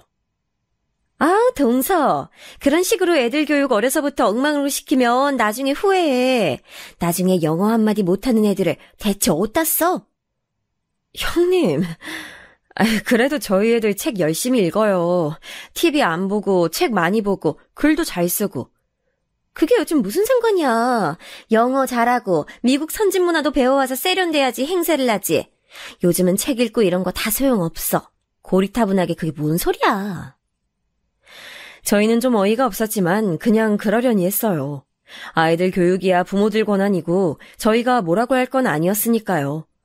다만 저희한테 어찌나 잘난 척을 하는지 사실 좀 속에서 열불이 날 때가 많기도 했긴 했어요. 조카들이니까 그냥 참고 있는 거지. 그 애들 사건 사고 칠 때 옆에 있던 저한테 전화해서 미주알 고주알 말하면서 자기가 죽겠다고 했던 걸 형님은 완전히 잊어버린 것 같더라고요. 이런 시댁이니까 요즘 사람들 같으면 다시는 안 본다고 하는 사람도 있었을지 몰라요. 하지만 저희는 좀 고지식한 부부라서 그래도 우리가 사람돌이는 꼭 해야 한다는 편이었지요. 하지만 아무리 생각해도 시부모님이나 아주버님네는 남편이나 저를 완벽한 호구로 아는 것 같더라고요. 어느 날이었어요. 그날은 한 달에 한 번 시댁에 가서 식사를 함께하는 날이어서 저희 부부가 가서 또 여러 가지 일을 봐드리고 있었지요. 전 당연히 식사 준비를 혼자 하고 있었고 남편은 여러 가지 보일러며 하수구며 손보고 있었어요. 그때 아주버님네가 시댁으로 들어왔죠. 그런데 들어오는 아주버님의 얼굴이 좀 어둡더라고요. 엄마, 아빠, 나 이번에 돈 좀 주셔야 돼요. 뭐, 돈? 왜 그러니? 또 뭐 문제 생겼니? 이번엔 문제가 좀 커요. 진짜 망하게 생겼어.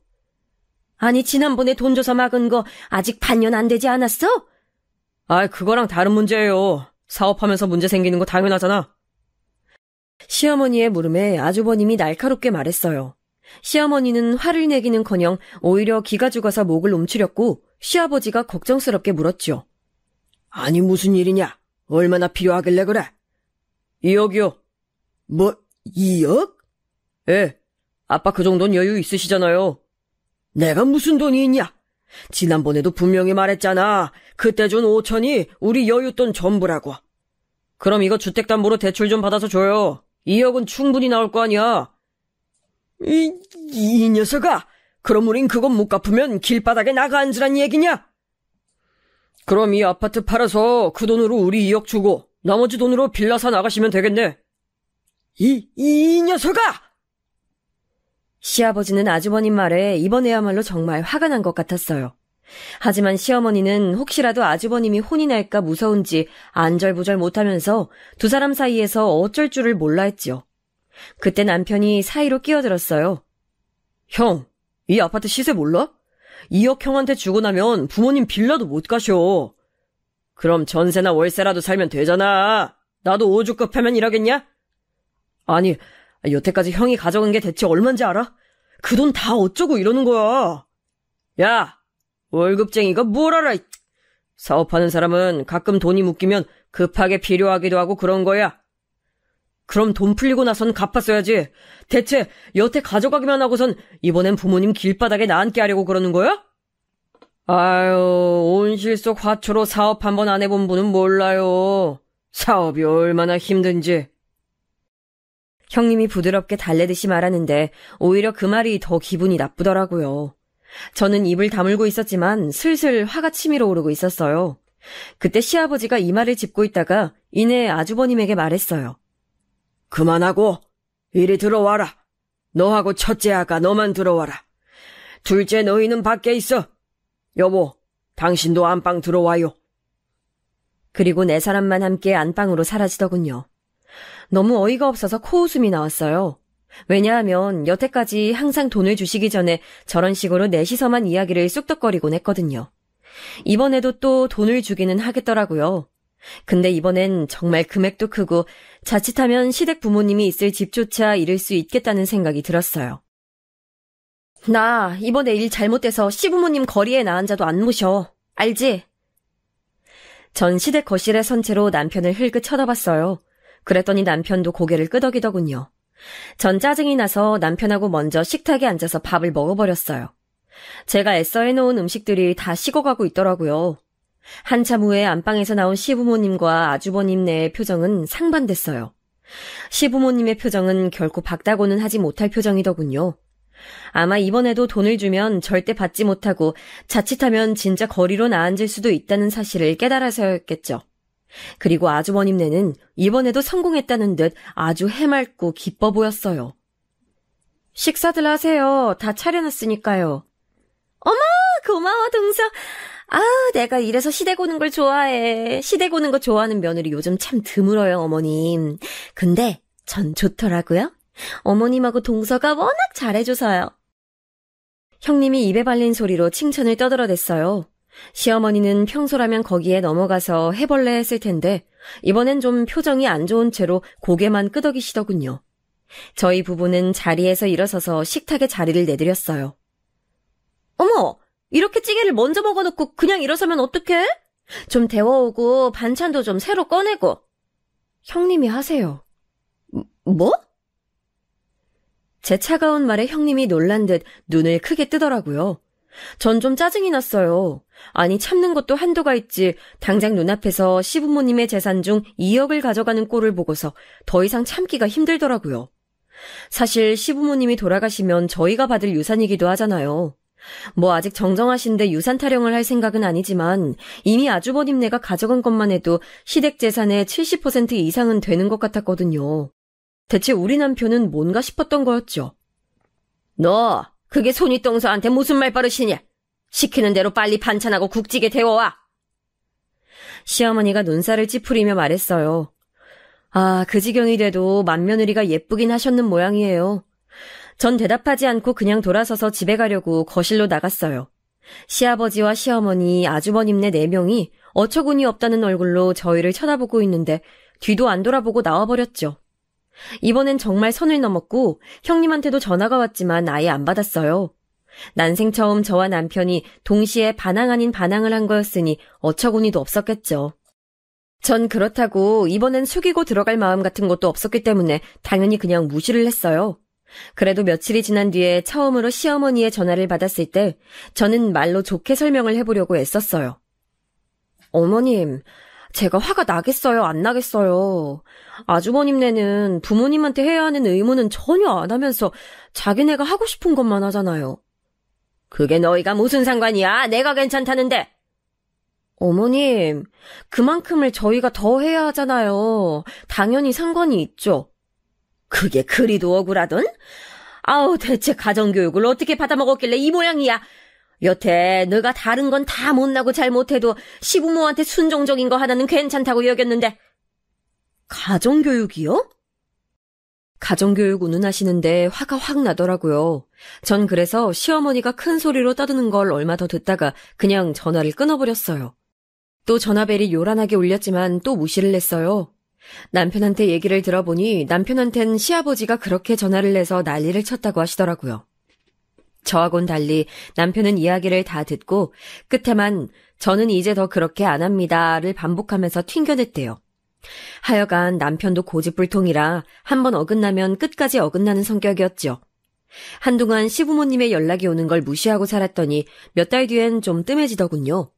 나중에 문자가 왔는데 이젠 훨씬 차분해진 톤이었어요. 이제 다 용서할 테니 연락이라도 한번 다오. 내가 자식을 못 보고 살아야겠니? 용서는 무슨 용서. 여전히 똑같으시다는 게 느껴져서 저는 좀 웃어버렸죠. 어처구니 없는데 그렇다고 이대로 평생 시부모님을 안 보고 사는 것도 좀 안 될 말인 것 같더라고요. 전 좋지만 남편은 또 무슨 죄겠어요. 평생 부모님을 못 보고 산다니요. 제가 그렇게 말했더니 남편도 고민스러운 얼굴이었어요. 나도 안 뵙는 게 속이 편하긴 한데 그래도 사람 도리가 있는데 그치? 그러게 말이야. 벌써 안 찾아간 지가 반년이 넘었더라고요. 괜찮을까 모르겠어. 저와 남편은 한숨을 쉬었어요. 다른 것도 아니고 너무 차별만 하지 말아달라는 건데 시부모님이 저렇게 꽉 막히셨으니 도무지 어쩔 도리가 없더라고요. 그렇게 시부모님을 다시 찾아뵈어야 하나 결정을 하지 못한 채로 몇 달이 또 지나버렸고 거의 1년이 되어가던 중에 남편이 문자 하나를 받았어요. 전화 좀 다오. 너희 어머니 건강이 안 좋단다. 시아버지의 문자였죠. 남편이 놀라서 전화를 했더니 시아버지가 그러셨대요. 너희 엄마 병원에 갔더니 심장질환이 있다고 한다. 척추 쪽도 안 좋다고 하고 지금은 숨을 쉬기가 힘든 상태야. 너희가 좀 간병을 해줘야겠다. 아니, 숨을 쉬기가 힘든 상태라고요? 그래. 그렇게 심한 건 아니지만 간헐적으로 호흡곤란이 오고 있어. 난 그래도 지금도 일을 나가니까 평소에 붙어 있을 수가 없어. 일을 나가신다고요? 아버지가요? 그래, 그렇게 됐다. 아니, 무슨 일을요? 왜 나가세요? 그냥 소일거리 하면서 사시면 될 텐데. 그냥 심심해서 나가고 있다. 자세한 건 묻지 마라. 남편은 말문이 막혀서 생각해보겠다고 말하고서 전화를 끊었다고 하더라고요. 남편이 집에 돌아와서 이런저런 얘기들을 해주는데 저도 머릿속이 복잡해졌어요. 그래도 우리가 사람돌이는 해야 하는데 말이야. 그래, 자식으로서 과연 편찮으신 어머니를 그냥 둬도 괜찮을지 모르겠어. 그간 당한 걸 생각하면 진짜 복장은 터지지만 어떻게 해야 하지?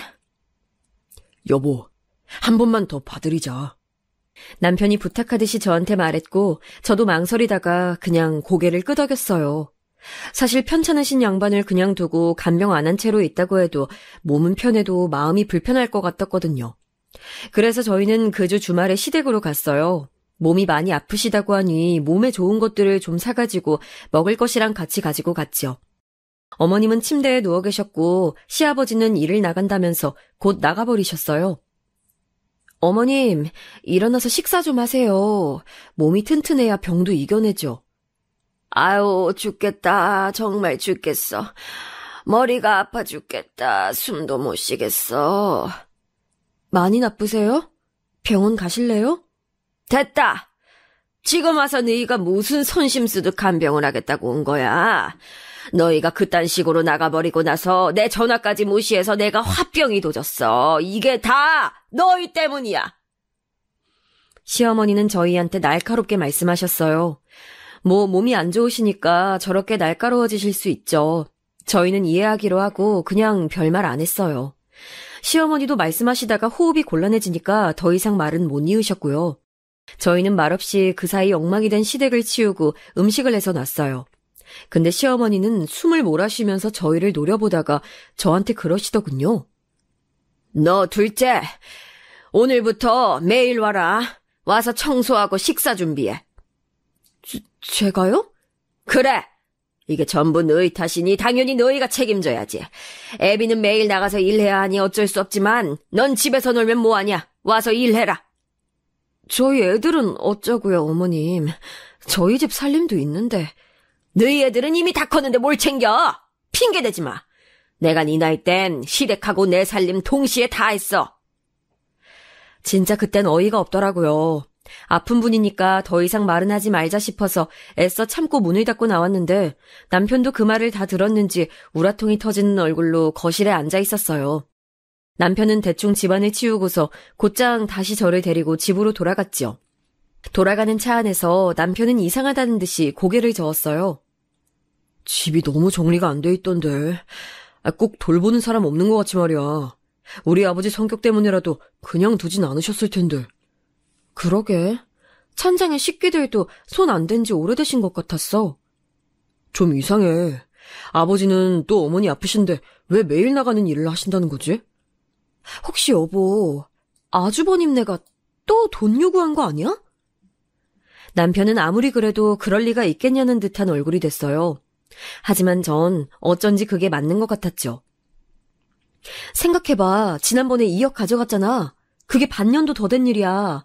그럼 또 돈 요구할 때가 되긴 됐단 말이야. 그거랑 아버지랑 무슨 상관인데? 이제 생활비로 쓰시던 목돈까지 다 주셔서 더 생활비로 쓸 돈도 없으신 거 아니야? 그러니까 일 나가시는 거고. 그럴지도 모르겠다. 남편하고 저는 그제야 일이 진행되는 상황을 알겠더라고요. 어처구니 없었는데 그래도 마지막 남은 양심과 마지막 남은 연민을 끌어모아서 시어머니 간병을 하기로 결정했어요. 남편은 저한테 면목 없다는 듯이 말하곤 했죠. 당신한테 항상 미안해. 에휴, 당신 아니었으면 내가 저 두 분 뵙지도 않았어. 당신이니까 내가 참고 산다 정말. 저희는 대충 상황은 짐작이 갔지만 그래도 남편의 부모님이신지라 간병을 그만두겠다는 말을 할 수가 없겠더라고요. 하지만 이게 저희의 마지막 인내심이었죠. 저나 남편이나 한 번만 더 시댁이나 아주버님이 이런 식으로 나오면 간병이고 뭐고 다시는 안 보고 살 마음이 점점 더 짙게 쌓이고 있었어요. 그리고 저희는 계속해서 시댁으로 시어머니 간병을 다녔죠. 그렇다고 해서 아무 일 없었던 것처럼 그 이전처럼 똑같이 순종적으로 굴진 않았어요. 시어머니가 요구하는 것들의 절반 정도는 안 해드렸던 것 같아요. 그럴 때마다 시어머니는 거의 발작적으로 화를 냈지만 제가 신경 쓰지 않으니 뭐 하실 수 있는 게 당연히 없었죠. 그래도 아마 시어머니는 저와 남편이 간병을 해줬기에 저희가 시부모님 말을 듣고 있는 거라고 생각하셨던 것 같아요. 물론 그 와중에 아주버님이나 형님은 단 한 번도 다녀가지 않으셨어요. 전 사실 기대도 없었기 때문에 놀라지 않았어요. 돈만 요구하는 파렴치한 사람들이 설마 병난 시어머니를 모실 리가 없었던 거였죠. 그런데 그러던 어느 날 시댁에서 시어머니 시중을 들고 있는데 벨이 울려서 나가보니 아주버님과 형님이 서 있었어요. 두 사람 손에 과일 바구니가 들려있는 걸 보고 전 이 사람들의 뜻을 눈치챘죠. 그때는 시아버지도 집에 계시는 저녁 시간이었는데 아주버님과 형님이 온 걸 보자 굳은 얼굴을 하고 나오셨어요. 네 어머니한테 전화로 얘기한 거 나도 들었다. 일단 안방으로 들어오너라. 아, 또다시 그 패턴이었어요. 그렇게 당하셨으면 전 당연히 문전박대해서 내쫓을 줄 알았는데 말이에요. 그때 시댁엔 남편이 없고 저 혼자 있었는데 어떻게 해야 할지를 모르겠더라고요. 아주버님과 형님은 저한테 인사를 하는 둥 마는 둥 하면서 들어가 버렸어요. 아, 형님이 지나치면서 한마디 비웃듯이 하긴 했네요. 고생하네 동서? 효심이 지극해서 동네 사람들이 칭찬하겠어 아주. 네, 그동안 한 번도 안 오시더니 오늘 오셨네요. 내가 그동안은 바빠서서 말이야. 사업하는 사람이라는 게 그렇거든. 형님은 피식 웃으면서 아주버님을 따라서 들어갔어요. 안방에는 시어머니가 누워서 쉬고 있었으니 또다시 저를 제외한 그 네 사람이 모여서 쑥덕거리고 있는 거였죠. 전 참을 수가 없어서 집에 있는 남편에게 전화를 해서 곧 오라고 했어요. 남편은 곧장 움직였는지 대략 30분 뒤에 시댁에 도착해서 급히 들어오더라고요. 왜? 무슨 일이야? 안방. 제가 턱으로 안방을 가리키자 현관에 있는 신발 숫자와 맞춰본 남편은 얼굴이 일그러졌어요. 사실 남편 입장에서도 얼마나 화가 나겠어요. 마누라 입장까지 생각해서 열심히 비위 맞춰서 어머니 간병까지 책임지고 있는데 이제 정말 마지막 남은 집까지 털어서 형한테 죄다 주려고 하니 말이에요. 바로 그때 안방 문이 열리고 시부모님과 아주버님 내외가 나왔어요. 아주버님네는 허리를 굽실굽실하면서 연신 인사를 하더라고요. 감사합니다, 아버지. 꼭 한 달 안에 좀 넣어주세요. 이 녀석아, 집이 팔려야 넣어주지 우리더러 어쩌라는 거냐. 하지만 제가 정말 한 달 안에 돈이 들어오지 않으면 곤란해지거든요. 한참 말씀드렸잖아요. 이해 못하셨어요? 내가 정말 가진 거 다 털어서 넣어주는 거다. 우리 사는 집까지 말이야. 그때 형님이 비웃음을 걸친 채로 저를 쳐다보더라고요. 하지만 아버님, 걱정 안 하셔도 되잖아요. 효심 깊은 둘째 아들하고 며느리가 있으신데 말이에요. 너무 어처구니가 없어서 순간 말이 안 나오더라고요. 아주버님과 형님은 저희 눈치를 쓱 보더니 저희 얼굴이 불그락 푸르락하니 재빨리 인사하고서 도망가듯이 나가버렸어요. 그러더니 시어머니가 갑자기 저희를 안방으로 들어오라고 하시더라고요. 시아버지는 속이 답답하다면서 담배라도 피겠다고 나가버리셨어요. 아마도 면목 없는 자리를 피하기 위해서가 아니었을까 생각해요. 그리고 시어머니는 안방에 앉아서 저희를 바라보셨어요. 너희 우리하고 합가해야겠다. 네? 전 정말 귀를 의심했어요. 전 그래도 시어머니가 저희한테 어떤 상황인지 설명하려고 부르신 줄 알았어요. 그런데 시어머니는 아무런 이야기 없이 저희한테 일방적으로 통보하고 있었어요. 내가 아프니 너도 간병하러 오가기 힘들지? 집을 합쳐서 사는 게 도리다. 긴 말할 거 없이 당장 한 달 안에 옮길 거니까 그렇게 알고 안방 비워둬. 순간 기가 막히고 코가 막히더라고요. 그리고 순식간에 상황 파악이 됐어요. 아주버님은 또 사업이 어쩌니 저쩌니 하면서 돈을 달라고 한 거였겠죠. 이미 이 아파트를 담보로 해서 내준 돈도 다 날려먹고 말이에요. 그런데 더는 그냥 줄 돈이 없으니 아파트를 팔아서 아주버님에게 주고 부모님 두 분은 저희 집으로 들어오겠다 이 말이었어요. 전 너무 기가 막혀서 코웃음이 나오더군요. 어머님, 아주버님이 또 돈 가져가신대요? 또 달라고 하시던가요? 제가 처음으로 아주버님 돈에 대해서 말한 거였죠. 시어머니는 그 말을 듣고 안색이 시뻘겋게 변하더니 꽥 소리를 지르셨어요. 그래! 장남이 집안 일으키려고 사업하는데 부모 된 사람이 그 정도도 못 해주겠니? 며느리인 너는 그런 문제에 입대는 거 아니야. 어디서 버릇없이. 아니, 이젠 재산 나눠주시는 거에 대해 뭐라고 할 때가 아니네요. 이제 다 날려먹고 저희 집에 들어와서 사시겠다고요? 들어와서 그 다음은 뭔데요? 우리 집 담보로 잡혀서라도 아주버님네 주자고 하시게요? 버릇없는 것이. 그래, 네 남편이 동생이니까 형 하는 일에 돈 좀 대주는 것이 도리야.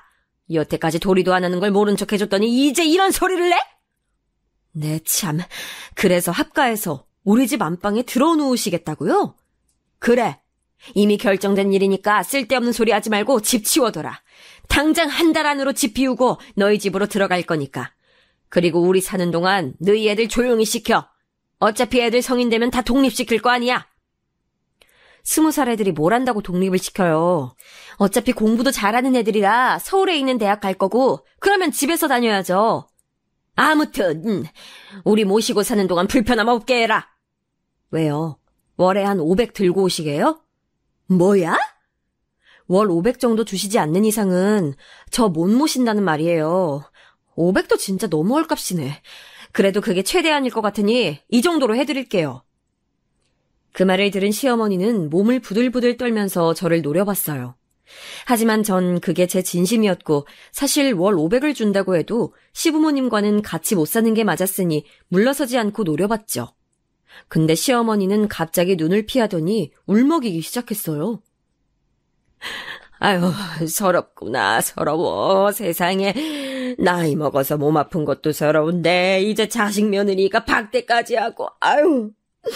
돈 없으니 부모 대접도 못 받는 게 이게 정말 맞는 거냐? 너희가 어쩜 이렇게 매정하고 부모를 내칠 수가 있니? 시어머니가 서럽게 우는데 정말 너무 가증스럽고 너무 어처구니가 없더라고요. 아니, 그 오랜 시간 저희가 그렇게 애써서 노력한 건 싹 다 무시를 해놓고서 저희한테 얹혀가려고 합가를 하려고 하다니, 그거 거절했다고 완전히 개망나니 자식 취급이라뇨. 남편 역시 정말 말로 할 수 없는 얼굴을 난 채로 시어머니를 보고 있더라고요. 사실 남편의 심정이 가장 복잡했겠죠. 자라면서도 계속 차별을 받아온 당사자이기도 하고, 그럼에도 계속 부모님께 사람된 도리는 하고 살려고 노력했던 사람이기도 했으니까요. 전 남편이 너무 안쓰러워서 가슴이 아팠어요. 시어머니는 저보단 그래도 남편한테 기댈 수 있다고 생각했는지 남편을 보면서 울더군요. 얘 둘째야, 내가 널 어떻게 키웠는지 알긴 아니? 네가 나한테 이러면 안 되는 거야. 내가 어떻게 널 키웠는데. 정말 내 이 두 손으로 네 기저귀 갈고 너 밥해기 먹이면서 키웠는데 이 어미가 늙었다고 이렇게. 합가 원하신다고요, 그래서? 그래. 자식이 부모 모시고 사는 게 뭐가 문제야. 당연히 해야 할 일 아니었니? 왜 형이 안 모시고요? 꼭 장남이 부모를 모셔야 한다는 법이 어디 있니? 요즘 세상에 그런 건 없어. 지금 너희가 가장 상황이 좋으니까 같이 살자는 것뿐이야. 남편은 그 말에 헛웃음을 흘렸어요. 그러더니 차가운 얼굴이 돼서 시어머니를 노려보더라고요. 제발 우리 가족끼리 잘 살게 저희 좀 내버려 두세요. 정말 다시는 안 뵙고 싶네요. 뭐라고? 시어머니는 그동안 순종적이던 남편이 하는 말에 충격을 받은 듯 얼굴이 실룩거렸어요. 다시는 안 뵐 수 있게 어딘가 저 멀리로 꺼져주시라는 말씀이에요. 이 아파트 팔아서 형한테 줘서 어머니 아버지가 길거리에 나앉든 말든 저하고는 아무런 상관없는 일이니까요. 그걸 저한테 책임지라고 하지 마세요. 전 이제 할 만큼 했으니까. 남편은 저보다도 더 매몰찬 말투로 말하고 자리에서 일어섰어요. 시어머니는 너무 당황스러운지 남편의 바지가랑이를 붙들려고 했지만 남편은 몸을 피해버리고서는 저의 손을 잡고 곧장 시댁을 나와버렸어요. 저희는 집으로 와서 한참이나 둘이 속풀이를 했어요. 술을 사다가 까고 치킨을 배달시켜서는 둘이 그간 시부모님의 행동에 대해 미친 듯이 깠죠. 남편은 이제 완벽하게 정이 떨어져 버려서 더 이상은 부모님을 보지 않겠다고 말했어요. 전 그렇게 도리를 챙기던 남편이 저렇게 될 때까지 얼마나 많은 고민이 있었을까 안쓰러웠지만 우리 가정을 지키려고 하는 남편의 의지가 느껴져서 더욱이나 고맙기도 했죠. 그 후로 당연히 시부모님한테서 전화가 엄청나게 왔어요. 그건 예상하고 있었기 때문에 저희는 연락처를 차단했는데 어느 날은 집 앞에까지 찾아와 계시더라고요. 저희는 얼굴을 보고도 들어오지 마시라고, 들어오시면 주거침입죄로 경찰을 부르겠다고 경고했고, 저희의 태도가 완강한 것을 보고 시아버지와 시어머니는 충격을 받고 돌아가셨어요. 그러니 당연히 갈 곳이 없어진 시부모님 역시 아파트 파는 것을 다시 한번 망설이게 됐던 거죠. 한 달 안에 아파트를 파는 것도 완전히 급매로 내놔야 어떻게 될지 말지 모르는 건데 망설이는 사이에 한 달은 훌쩍 지나가 버렸어요. 그 후에 역시나 아주버님한테 전화가 와서 소리를 지르더라고요.